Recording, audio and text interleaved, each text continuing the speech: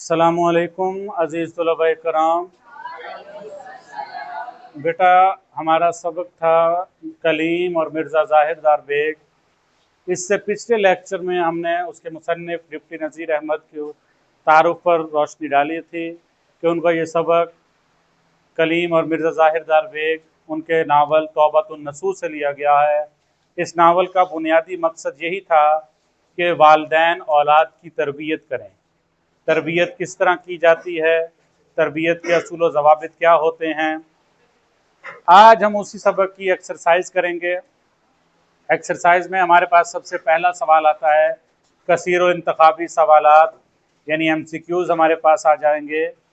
पहला हमारे पास MCQs आ रहा है, मिर्ज़ा ज़ाहिर दार बेग ने कलीम को जिस मस्जिद में ठहराया वो थी, तो इसका जवाब दुरुस्त जवाब है चौथा ऑप्शन हमारा, वीरान और वहशतनाक। इसके ऊपर बेटा टिक कर लें।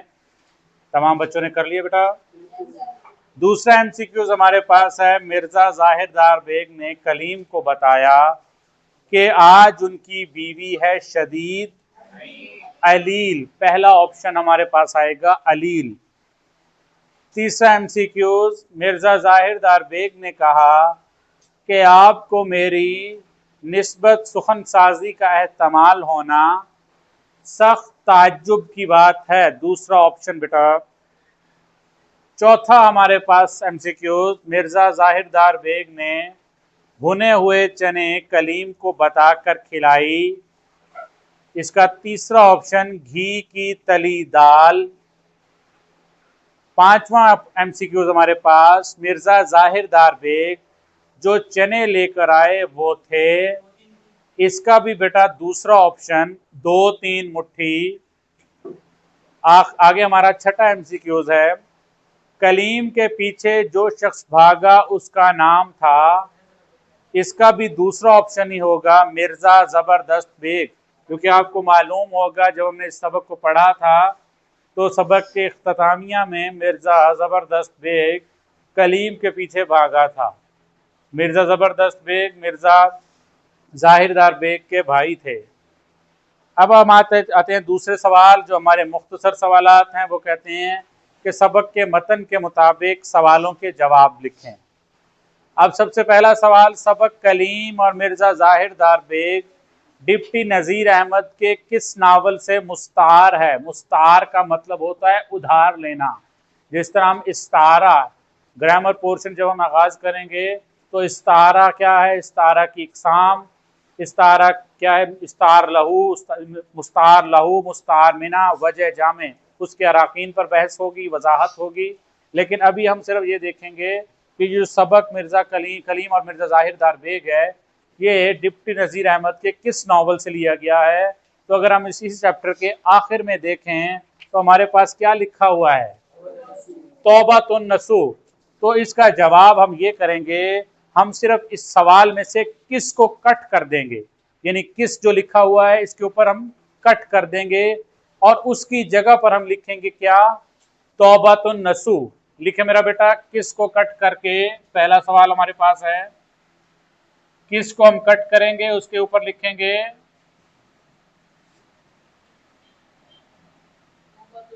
तौबतुन नसूह।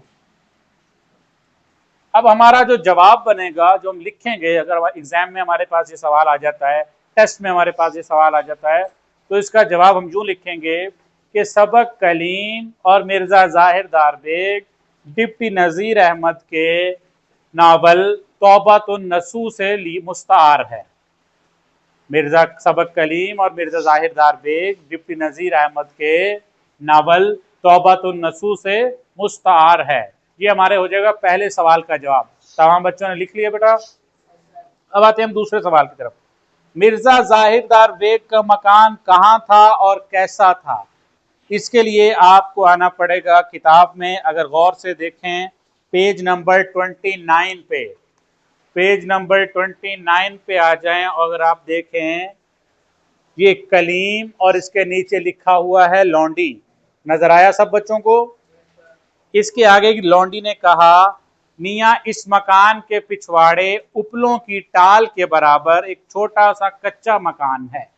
और इसके बारे में ये सवाल जवाब हम इधर से भी लगा सकते हैं, लेकिन हम इधर ये लिखेंगे, पहले सवाल का जवाब गौर से देखें कि कहां वाक़ था। हम इसका लिखेंगे मिर्जा का मकान जमादार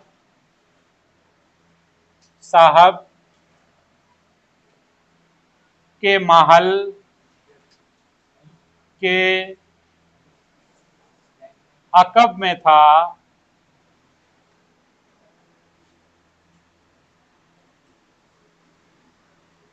उसका मकान, अब उसका, यहां से उसका किसका जिक्र हो रहा है? मिर्जा का जिक्र हो रहा है। और आपको मालूम होना चाहिए उसका, ये हमारे पास क्या आ गया, इसमें जमीर आ गया, क्योंकि इसम की जगह कोई दूसरा इसम हो रहा है। अगर हम कहते हैं मिर्जा का मकान तो इबारत का हुस्न बिगड़ जाता। इसका मकान कच्चा और उपलों की टाल के बराबर था। अब ये हो गया हमारे दूसरे सवाल का जवाब। आसान भी है और हमें समझने में, हमें याद करने में भी आसानी होगी कि मिर्जा का मकान जमादार साहब के महल के अकब में है, अकब में था। उसका मकान कच्चा और उपलों की टाल के बराबर था। जी बेटा, अब आ जाते हैं हम तीसरा सवाल। मिर्जा जाहिरदार बेग ने कलीम को एक रात के लिए किस जगह ठहराया? तो हम इसमें से किस को कट करेंगे और उसकी जगह पर हम लिखेंगे एक वीरान और वहशतनाक मस्जिद में। तो हमारा पूरा जवाब क्या बनेगा कि मिर्जा जाहिरदार बेग ने कलीम को एक रात के लिए एक वीरान और वहशतनाक मस्जिद में ठहराया। लिखा बेटा सब बच्चों ने तीसरे सवाल का जवाब? अब आ जाते हैं चौथा सवाल। मिर्जा जाहिरदार बेग ने कलीम को रात का खाना किस तौर पर खिलाया? अब यहां पर हमारे पास चौथा सवाल आएगा, इसका हम लिखेंगे कलीम घर से तैश में भूखा निकला था।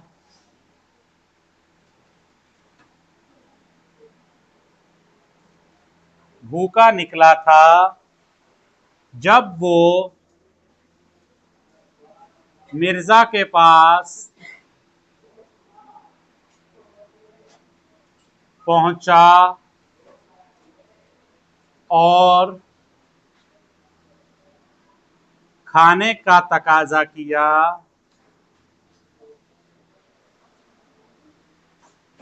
तो मिर्जा पहले टाल मटोल, यानी बात को टालता रहा, टाल मटोल से काम लेता रहा। फिर बाजार से चने की दाल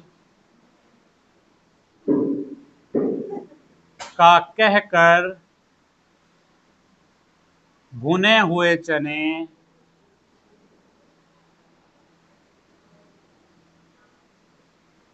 ले आया और कलीम को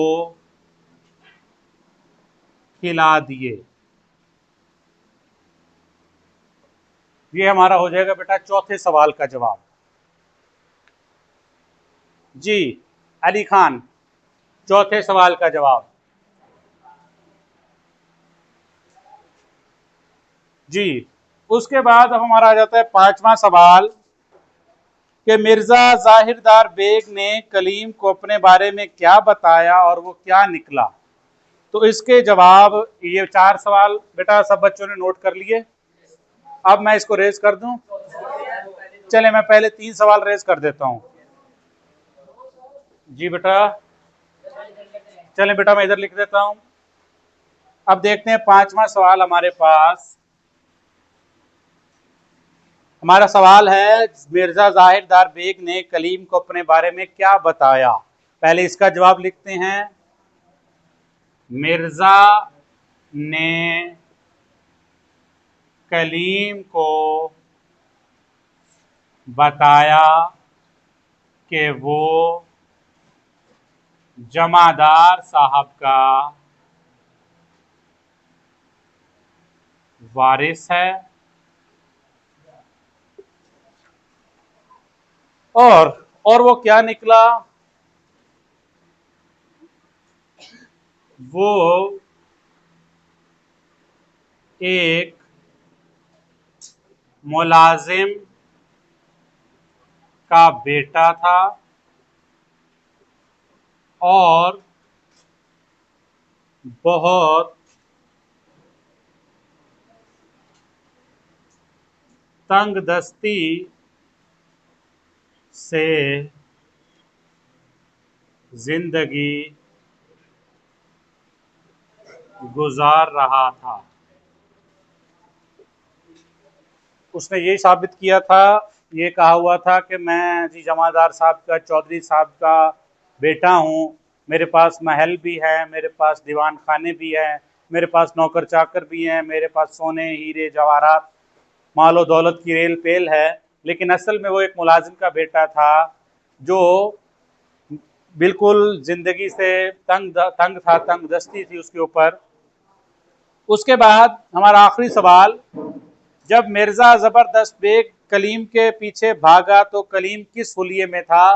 तो इसका जवाब आपको इधर ही मिल जाएगा, पेज नंबर 33 को अगर आप देखें, पेज नंबर 33 तमाम बच्चों ने बेटा ओपन किया। इसके ऊपर देखें, कलीम जब भागा तो उस वक्त उसकी हैसियत क्या थी।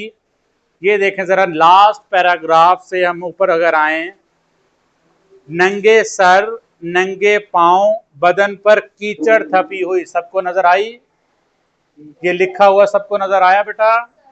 नंगे सर नंगे बदन नंगे पांव बदन पर कीचड़ थपी हुई, तमाम बच्चों को नजर आया बेटा? अब इसका जवाब जो हमारे पास होगा वो है, जब मिर्जा जबरदस्त बेग ने कलीम के पीछे भागा तो कलीम इस हुलिये में था कि उसका सर नंगा था, उसके पांव भी नंगे थे और पूरे जिस्म पर कीचड़ थपी हुई थी। ये हमारा जवाब बन जाएगा। अब हमारे पास तीसरा सवाल आता है, एराब।